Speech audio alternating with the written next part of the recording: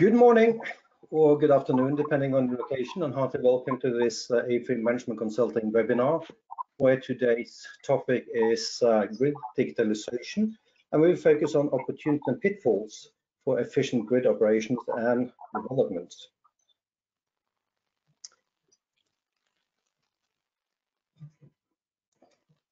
My name is Kjetil Ingberg. I'm heading AFRY Management Consulting's energy services in the Nordics. I'm also head of our power network services on a global basis.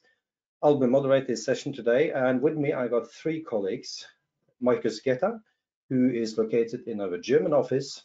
He is responsible for operational and digital transformation services and has a long experience from assisting network companies in the digital transformation. Also with me is Thomas Koller, who is located in Austria.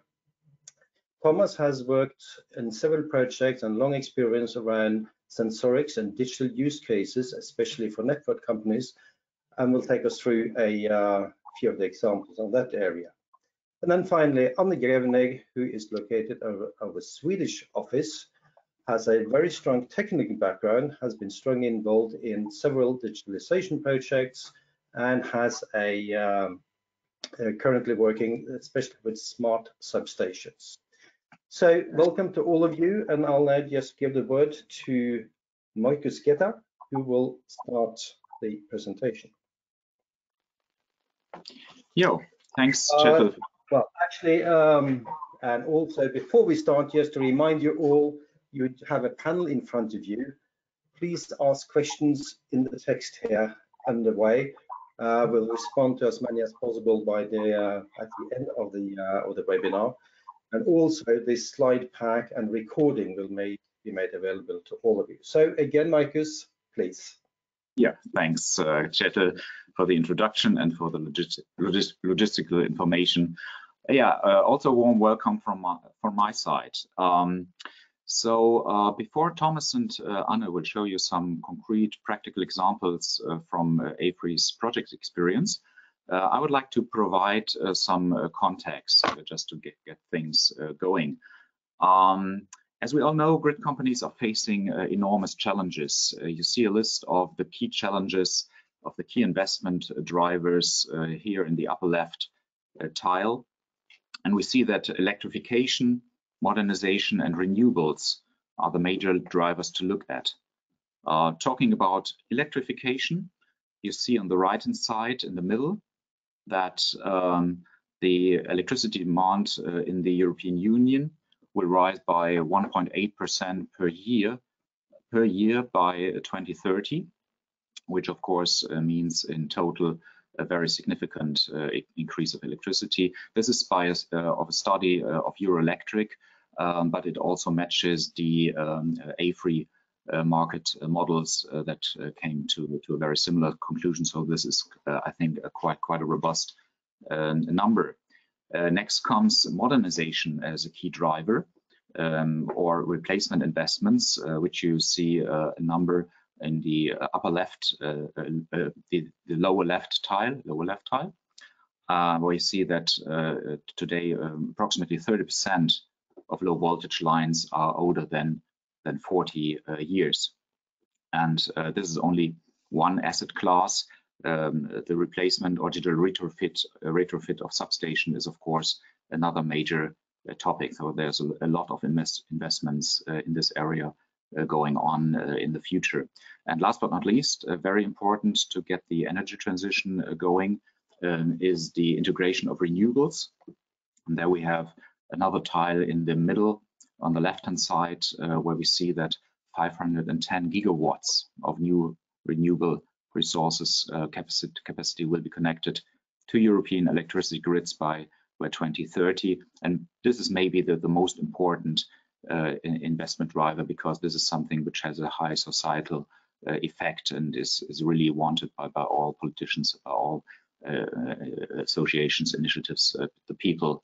So grid companies are really at the heart of enabling this. Yeah, all in all, we're talking about investments of let alone for electricity DSOs in Europe until 2030 of 400 billion euros, of which you see in the upper right corner, of which more than 100 billion euros will be just grid digitalization in the narrow sense of the word, say digital modernization of the grid, substation automation and monitoring, so which is quite huge. So next slide, please. So what are the supposed benefits of grid digitalization? As we will see from the practical examples in this webinar, which you see shortly, it's all about three categories. We have lower costs, of course, which amounts to avoided investments, reduced costs for planned and unplanned maintenance. We have the goal of better quality with shorter and fewer outages, lower KPIs like SAIDI, or increased safety. And again, enabling the green transformation of the energy transition, the energy industry. We want to support via grid digitalization the electrification of buildings and vehicles, as well as the integration of renewables to the grid. For example, there will be a lot of new business models around flexibility markets, which of course are a little bit dependent on the regulatory regime, which is very heterogeneous across the different countries, even in Europe. So next slide, please. And before I hand over to Thomas with the first practical examples, just a short overview what the scope of grid digitalization is in our view. Looking at the grid levels on the left-hand side, we all know that the digital maturity on the high voltage levels is much higher than at the medium voltage and low voltage levels. I remember discussions with TSO executives back then in the zero years, approximately 2005 plus minus, when I was introducing this buzzword of smart grids back then, and the TSOs executives always were telling me, Mr. Getter, we are not talking about smart grids, we are just doing this already for ages. So which just shows the self-confidence of TSOs in this area, but also as a matter of fact that lots of things were already going on there. When we're looking at all the key technologies that form a digital grid, like the monitoring technologies, drones and sensors, or control technologies like remote switchgear control, transformer control, or of course the very important data analytics part, because you have to draw conclusions and change your decisions by analyzing all this new data, then of course now that we have this demand of energy transition, that we have the demand of integrated renewables, and we have the demand of replacement investments, the business cases for moving down to medium voltage grid and low voltage grid are getting much better, because you just have this very high number of assets. So it's, of course, if you have thousands of substations and want to make replacement investments or want to retrofit with sensor technologies, of course the use case is much better if you have all of these benefits provided that I showed you on the last slide. So this just as a short introduction and a little bit of context for the practical examples that are now to come. And next slide, please, and I hand over to Thomas. Thank you very much, Marcus. And I now have the privilege to take you through one of the more practical examples.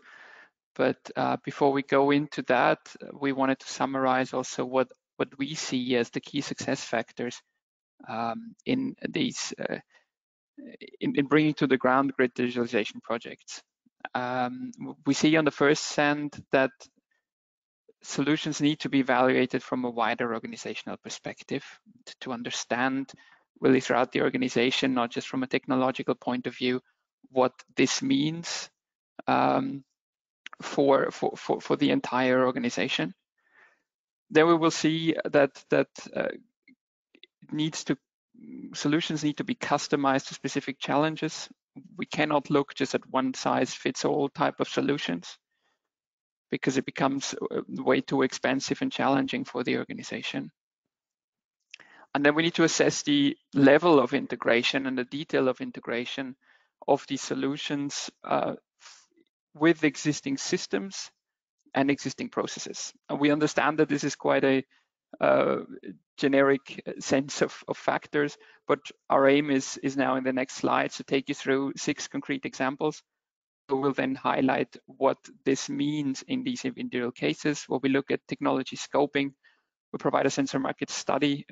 We show the customization possibilities by also what we call extreme weather modeling. And I will talk then about secondary substations, the integration of systems and operational model, and also on digital use cases. So if we go to the next slide, we see that, you know, in one way or another, these digital grid digitalization projects run through 4 phases that we've depicted here, which start with some form of initiation that helps to understand what is the aim of the different use cases and identify what are these use cases. Then go to a form of analysis that helps to evaluate cost and benefits of these use cases in order to define what is the value proposition. And only then we can go, if that is positive, into a design phase that helps to determine the level of integration that's required, both from a system as well as an organizational perspective, also in terms of asset management, for example. And that helps to define what the roadmap will be for the implementation. And then we can carry out the implementation and ultimately the transformation. And what is very important here is to see all these 4 phases as a combined activity of engineering, digital competences, as well as operational competences throughout the phases, supported, of course, by strong project and change management. So let's go to the first case on the next slide, please. Here we have a case where we looked at technology scoping for overhead line sensors. So it was a project that tried to understand what specific sensors mounted on overhead lines, what the benefits could be, and what the technologies are. And in this first phase that corresponds with the initiation phase we presented before, we started determining in an initial step what different departments of, in this case, a transmission system operator, what they could contribute of valuable use cases for overhead line sensors. And this was run through a series of workshops together with a wide range of participants that helped to identify what could be the benefit for each of these departments and the various departments.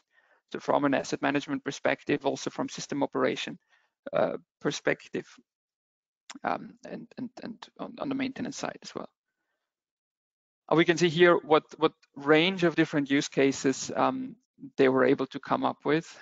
And in the second step, these use cases were then taken to highlight what vendors are out there and what vendors can provide which kind of use cases they can support. And we were able to identify 9 different vendors for these type of multidimensional sensors for overhead lines that were also able to be mounted on the transmission grid.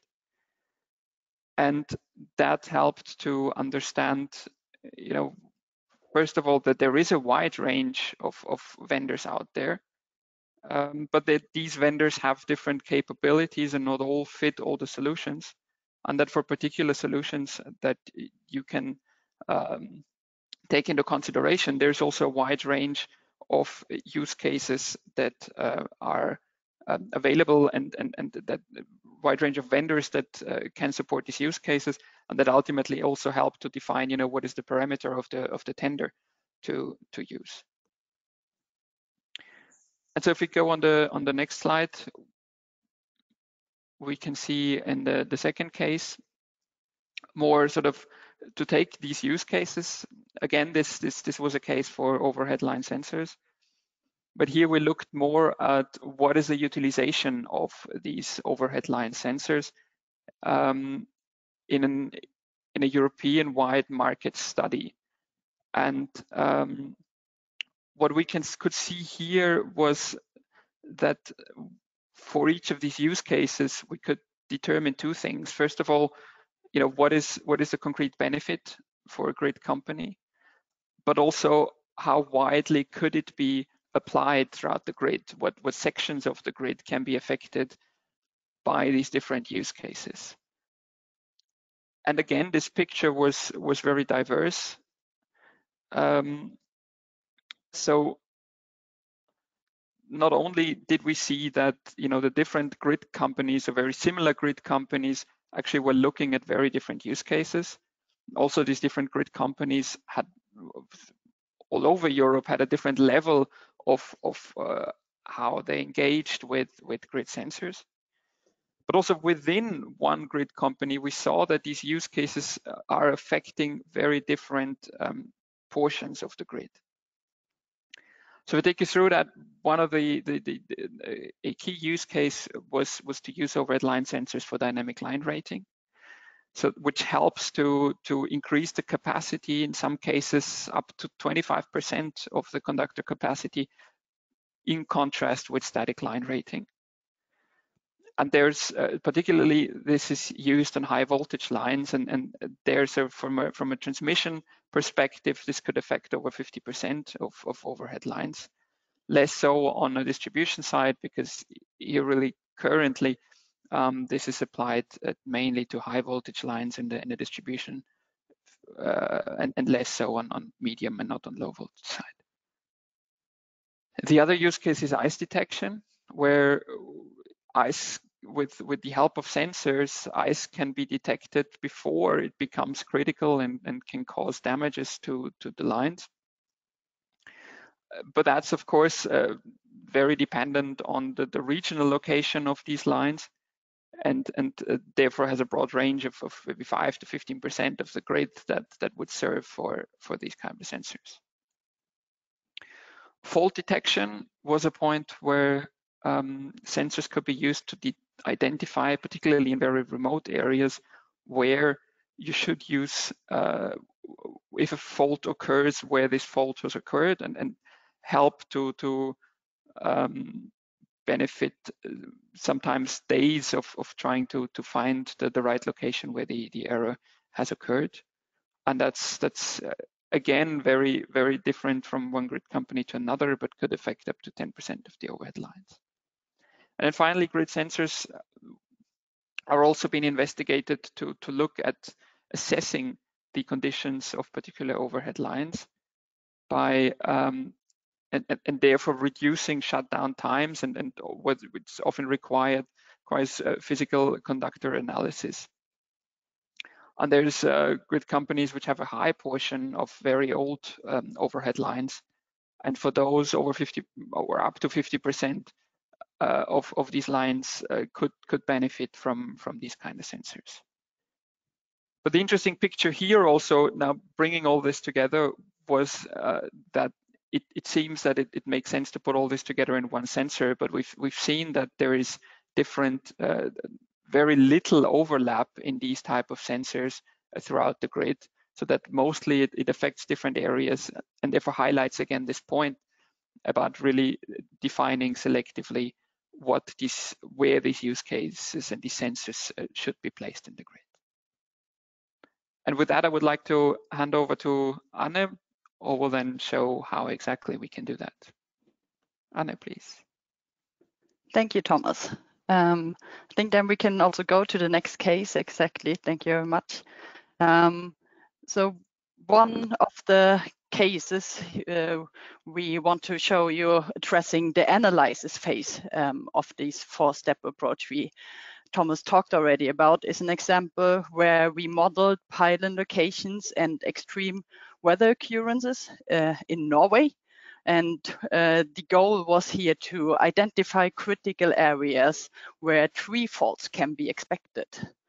So the model was set up using 3 different data sources. So as you can see, one of them was grid data being extracted really from, grid GIS data, grid location, and other information about the pylons.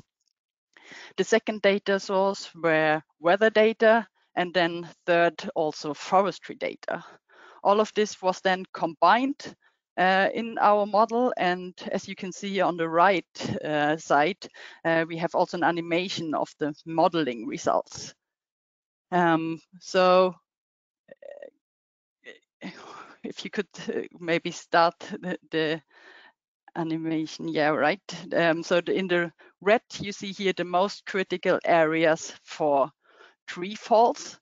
So, and as you can see, what we are able to do here now is to determine where sensors for line fault detection could be placed for most efficient monitoring. And then also on the other side, the simulation can be used to adjust as well the regulatory framework from cost norms to weather considerations. So in general, I think from this case here, you can see we have quite, well, to three key messages. Again, also getting back to one of our messages that you should use a selective technology approach. So not all sensors make sense. So really analyze where the product or the sensor produces most benefit. For this, you can really use and should use also modeling expertise, because that makes it easier to analytic find these locations. And for this is always reasonable and beneficial also to combine existing data sources to get the most value out of them. Then we can jump to the next slide, to the next case. All the cases we presented until now were quite interesting, I think, for overhead line heavy grids, let's say. Here we want to show now also one example where we look deeper into smart secondary substations. This case is covering partly the analysis phase, but then also using results and findings to go into the more detailed design of the technical solutions. Starting off on the left side, you can see that one of the first steps in the analysis phase was to identify grid characteristics, to really look into, well, criteria as topography, topology, and also number and importance of the customer connected to different parts of the grid, to identify then also different characteristics and being able to cluster and prioritize parts and areas of the grid. This input was then used to go into a cost-benefit analysis. So we were looking into smart secondary substation functionalities. So there's a wide range of solutions, measurements, and things which could be done. And I think here is the key message also, that this cost-benefit analysis is really crucial to be able to back up also, well, general thoughts and feelings many DSOs have also with numbers, but also then to enable to have a selected approach of using technology where it's best fitted and required. In this cost-benefit analysis, it's important to not only look into the really quantitative aspects, but also the qualitative things. So I mean, having enabling energy transition and integration of renewable energy sources, and also e-mobility is a very, well, significant benefit, but it's really hard to link to one specific part of grid digitalization, such as in this case, the smart secondary substations. The direct benefits then are easier to really put numbers on, but it also needs a quite thought through modeling approach where you can identify also then the direct impacts of each of the functionalities. One example being here maybe the installation of fault indicators, which then lead to decreased outage times through identifying and localizing faults faster, and also clearing of faults in a faster way. All these 2 steps during the analysis phase can then be used in the design phase. So we went into smart secondary station design of 5 different configurations. This multi-level approach was chosen to meet the different requirements from the circumstances in the grid, as defined in this first step here. And these 5 categories are varying in degree of monitoring, but also in automation and control, and also then as a last step, the requirements on the system integration rising from these technology solutions. If we then go over to the 5th case, we're ending up coming to the 4th phase, the implementation of the digital solutions which were analyzed. Here it is important to have in mind that there are always 2 things coming together. You have on the one side the technical integration, the system integration, but then also linked to this organizational aspects which need to be adapted. So looking into system integration, we need to integrate the new solutions in existing systems, also anticipate how things and systems will change in the future. This is very important to be able to ensure interoperability also of future solutions. And examples for this can be the data access issue. So are we using cloud services or on-premise to give data access to the wider organization? And then also, for example, having the cybersecurity schemes in mind, which are an underlying base to enable this system integration. Then on organizational side, we can derive requirements from these technical integrations, technical solutions and systems. What we've done based on for clients is then defining new roads, models and resource planning regarding these digital solutions. Under consideration of the analysis and design phase, as for example also shown in the case before, we also then implemented together with the client rollout plans, trying to prioritize and structure really the rollout of the digital solutions. And throughout the whole implementation phase, we usually support clients then also in implementing new ways of working and change management. Rounding up these case studies, we would like to on the next slide then one topic which is addressing all 4 phases of this approach, from initiation until implementation.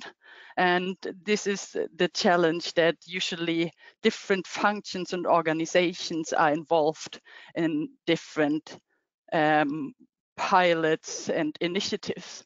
So it needs to be ensured that integration of various functions is happening through the whole process.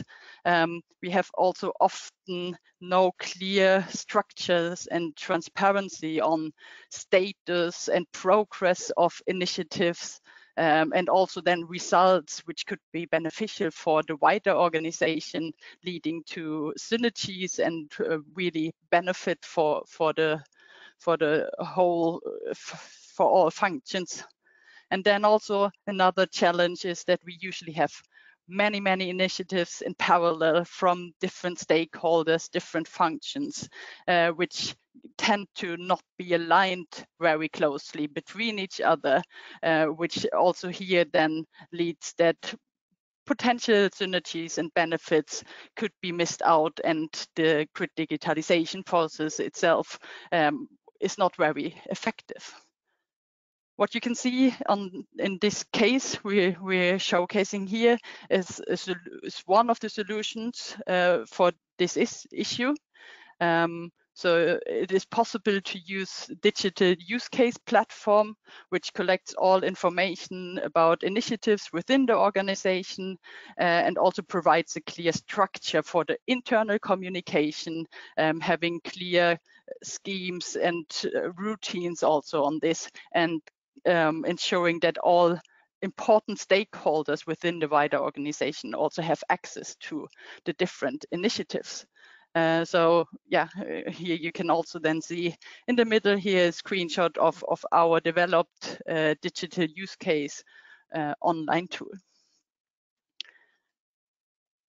Having showcased, I think, in the last 6 cases here, the whole phase from initiation till implementation, and also highlighting also our key messages, I think I will hand over here now to Markus again, that he can wrap up our key messages and get with you on the way. Yes, thank you, Anna. And looking at the time, I will keep myself short so that we have some time left for your questions that we probably can answer to your satisfaction. Here's the last slide of the presentation. You see on the left-hand side the 3 main takeaways that Thomas already presented. I won't read them out again to you, but just leaving you with 2 additional messages for the way forward on the right-hand side. So there are 2 things that are, I think, very important to really have a successful grid digitalization journey. The first is coordination and collaboration internally. It's really astonishing when you're looking at grid companies, because there are several business units involved in any kind of grid digitalization journey, asset management, systems operations, asset services. So there has to be a very strong collaboration between the business units and some real effort, because otherwise all the initiatives are not aligned and are not fulfilling the strategic goal. So I think this is self-evident, and you will know this from your own experience in your companies. The second thing is that there is an increasing demand or an increasing attention to collaborating with other grid companies. As you know, we are normally not in a competitive situation, maybe within a country concerning concessions, but not overall. So of course there is a possibility to exchange ideas, digital use cases, best practices, lessons learned, and there's some companies that we are talking to that want to have a more structured approach to really collaborating it, and such tools like Anna just presented, our own AFRY digital use case platform, of course, is a very nice tool, instrument, not only to structure and track internal digital initiatives, not only grid digitalization, but all of the company, but also have a basis for collaboration with other companies. So this is just my last message here. Yeah, we are at an end with the formal part of the webinar. Hope you liked it and could take out of it a few interesting points. And we will now turn over to the questions and answers session, which will be moderated by Kjetil again. Hi, Kjetil. Thank you, Markus. Thank you, Thomas, and thank you, Anna, for pulling us through this. We have a few questions that we have got from you joining here. And I think the first one goes to Thomas. And it reads, in all your experiences, which use cases are most promising in general view? Yeah, thanks for that question. I think that's the million-dollar question we all want to know, and I think I'd have to give a not so clear answer on that, because I'd have to say it depends. We've seen in the projects we've done, for example, dynamic line rating is one of the use cases that for some network companies can provide a lot of benefits because it does increase a lot the capacity of the lines, and particularly in the space of overhead line sensors that we looked at in more detail. That was a very prominent use case that featured. But other grid companies I've interviewed mentioned that this is something that their capacity block is not really the lines itself, but might be elsewhere. So for them, it's not really a big use case. So I think in overall that underlines a bit the message we were trying to give throughout this presentation, that we're not really looking, that we need a careful consideration of the individual situations of these grid companies in order to identify what is not the use case for everyone, but what is the specific use case for the specific situation for each grid operator. Thank you, Thomas. And I think next question to Anna, and I think that's an area that was briefly mentioned, but I think is also one of the main concerns of many of those engaging in digitalization is what are the key challenges you can see within the business regarding cybersecurity?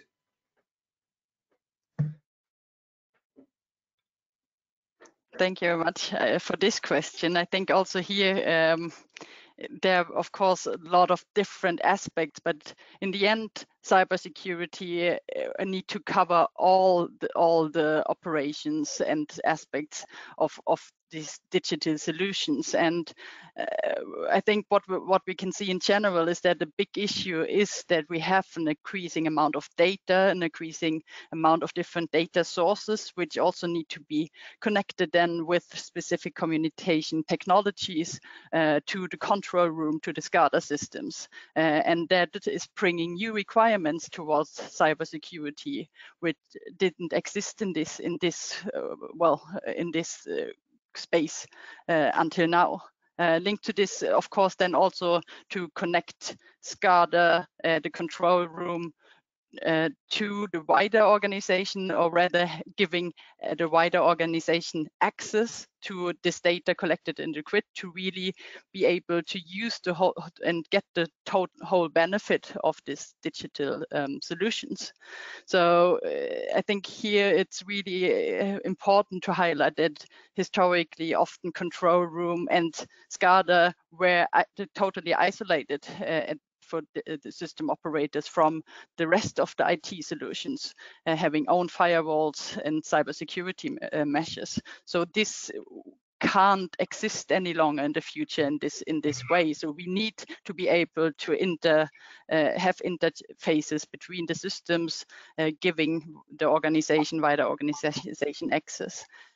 And I think a general topic, what we can see as AFRY also from our cybersecurity exercise, is that this is an issue which is not only faced by the energy industry, by system operators. That's also something other industries and other critical infrastructures are facing. So what we really trying is to collect best practices also from other industries and apply this knowledge then also to the energy sector, trying to really find the best solutions for the clients. Thank you, Anna. And a third question, and with a more, say, practical twist, Marcus, is a question that came in. In my company, there are a lot of grid digitalization initiatives that take a lot of time away from the daily business and are somewhat uncoordinated. What would be your recommendation? This is really excellent, and it absolutely matches our own experience at AFRY, working together with our clients, because there are so many new requirements, so many new initiatives, and sometimes the personnel is not adjusted to match all this. So it's really a matter of being very efficient and effective here. I think it's important to regard grid digitalization as a transformational effort. It's not just a technology related thing. It's not just putting a few sensors here and there and see what's happening, but it's very strategically. I think this became clear from the context that we provided in the beginning. It really needs top management attention, and it really needs structure and the transformation journey. We have made very good experience with so-called grid digitalization roadmaps. So really figuring out what is the long list, short list of digital initiatives, what is their effect on my strategic goals, on my monetary goals, and then really tell apart the most important grid digitalization initiatives from the not so important. As you all know from your experience in your companies, there will be lots of initiatives, lots of pilots and stuff, maybe lots of dead pilots. I once heard the nice saying, we don't wound, we don't kill our pilots, we just wound them, we just hurt them. So they're just moving on, taking a lot of resources, but having no effect whatsoever. So I think this is important, that you have a transformational effort, that you have the management attention, and that you really have a roadmap that you really strictly follow through. And then, of course, you save the costs and the time that you would need otherwise. Thank you, Marcus. And conscious of time, let me just round off this webinar with a short ending message. You will get this presentation and the recording made available to you as soon as it's available. Please contact us if there are any follow-up questions. We have more webinars coming up, but the two next ones are concerning hydrogen, unlocking the potential of Sweden's power, mobility and industry. That will be on Thursday, the 30th of September. We will also have a new seminar on building biodiversity into business strategy, due for the 7th of October, and not yet published, but possibly of special interest to many of you attending this webinar.